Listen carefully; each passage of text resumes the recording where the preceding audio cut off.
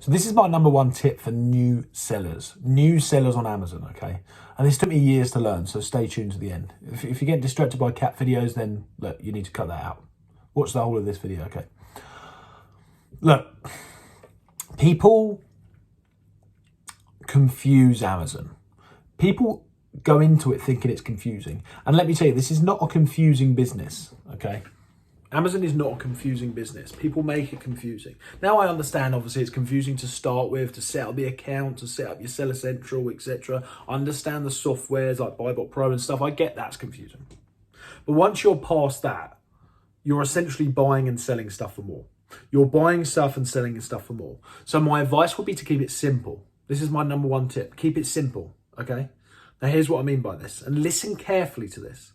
This goes over loads of sellers' heads, and sometimes will be the difference between you succeeding and failing, or you succeeding or quitting this business, because people let this overwhelm them. So here's how you do it. You go into a business model within Amazon. You pick a business model to start with. Now that I would recommend retail arbitrage or online arbitrage. You pick a business model. Now you haven't picked that business model for the most part to make you rich. Don't expect, but people get this wrong. They think that one business model should make them rich because some guru that's selling you £2,000 courses on the internet, no names or attempting, has told you that it can do. It can't. In 99% of cases, retail arbitrage, I know one person that makes a ton of money. Apart from that, it's mediocre money.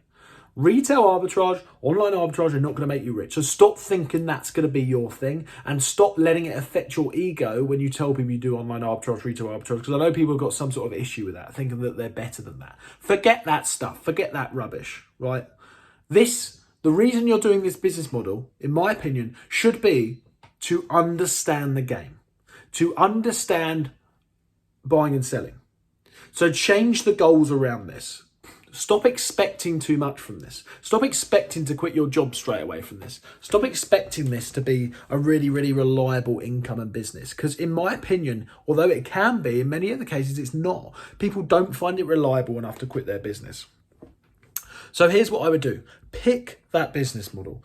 Pick and understand how to do that. And then master that. Spend your time mastering that. Now, it's probably going to take you 6 months to a year.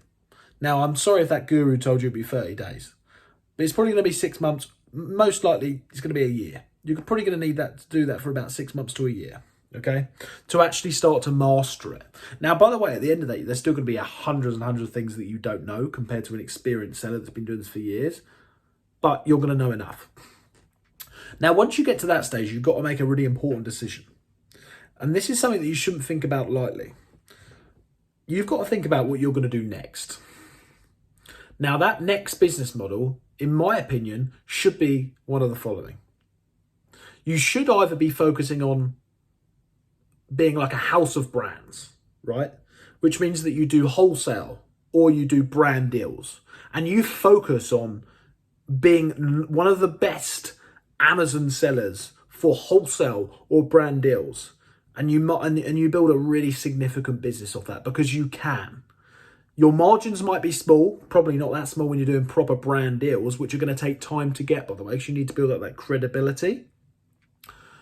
But you focus on that and you master that. This would be my thing. So you either pick that or you start building your own brand. Now, this could be with private label or other types of stuff. You build your own brand and you master that. And then you master that on other platforms outside Amazon, if you want to, or you just stick to Amazon and you build that into a well-known brand. So this is the route that I chose.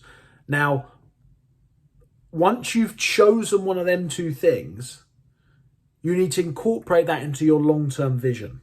So what do I mean by that? So my long-term vision, I've got my brand, a gifting brand, and I want it to be a very well-known brand.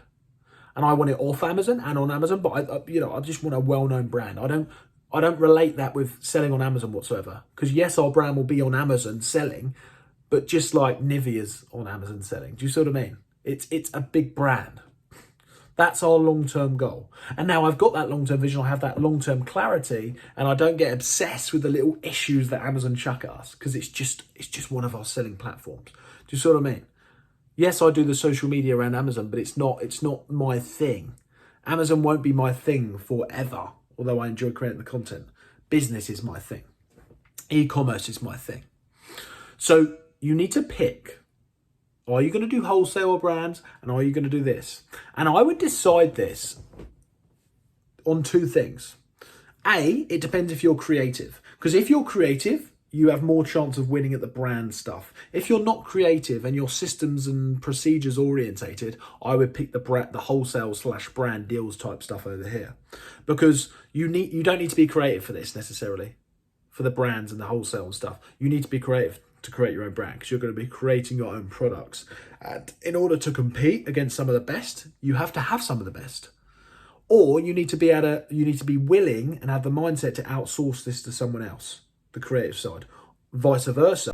Hey, I just wanted to do a quick message about my sponsor. So Awesome is now sponsoring this YouTube channel. Very, very grateful for that. Awesome is an accounting and bookkeeping service. They take the stress out of my accounting. So they literally take all of my accounting for me. They do it all. It's completely hands off. So I literally have to do nothing apart from check the VAT returns each quarter. Now, look, if you want to check them out, they've got a live chat 24/7, etc. as well. If you want to check them out, I've got 2 months free link below for free accounting. And that is all. Let's carry on with the video. Don't think just because you're doing a brand that's the holy grail, because you're going to have to outsource later on if you're not very good at it, the systems and the procedures, etc., to outsource that side of things. Because that's my weakness, by the way. The systems and procedures, I'm not terrible at it, but I know that I'm not good enough to scale up, so I'm going to have to bring someone in. But I've picked the brand personally for me because I know that I'm creative. If you're not creative, you should probably do the other route, and then later on employ someone to get creative if you need them to. That's what I would do. So once you've got that, by the way, once you've picked that, the second thing you need to do is actually understand that that is the long-term vision. So when you're thinking to yourself that, oh, I'm just scanning a few sweets in a shop trying to do retail arbitrage, think to yourself you're a loser and this isn't going anywhere and your wife's telling you to give it up, that's not the goal. The goal is the long-term goal. The goal is to build your house of brands, or to build your wholesales, you know, your big company, your big distribution company, your wholesale site, your brand deals, or it's to build your own brand. Now, you don't have to do this. Some people want to just make 500 quid a month on Amazon. Well, I don't. Definitely not, you know. I suppressed that years and years ago, and that's not what I wanted to do. But if you want to really, really win at this, I would start thinking to yourself of beyond the limitations of Amazon, personally.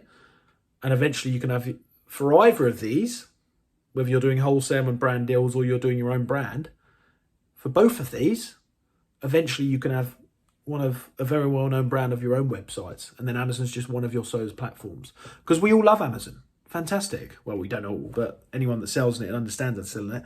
But I think long-term, it should just be one of your sales channels. Okay? So get it out of your head, this obsession and this judgment and this critique of doing online arbitrage or retail arbitrage. If you want to do that, that's fine. But if you've got bigger goals than that and you want to build a big, you know, real company, or just a big real company, I would say you need to deploy patience, long-term patience for one of these two goals. And then think back to these long-term goals when you're doing retail arbitrage or online arbitrage for the first year or so. Let me know in the comments if that's helped. Make sure you like and subscribe.